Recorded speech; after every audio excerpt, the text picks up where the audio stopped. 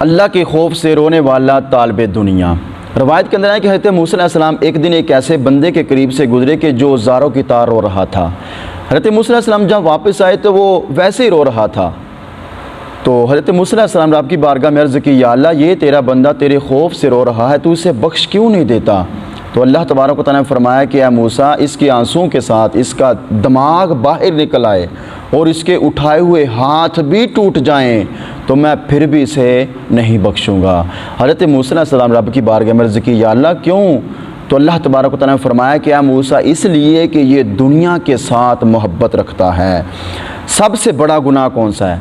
अल्लाह तबारक व तआला ने हज़रत मूसा अलैहिस्सलाम की तरफ वही फरमाई और अल्लाह तबारक व तआला ने फरमाया कि या मूसा, दुनिया की मोहब्बत में मशगूल ना होना। ऐ मूसा, दुनिया की मोहब्बत में मशगूल ना होना, इसलिए कि मेरी बारगाह में इससे बड़ा गुनाह कोई नहीं है। दुनिया की मोहब्बत में मशगूल ना होना, मेरी बारगाह में इससे बड़ा गुनाह और कोई नहीं है।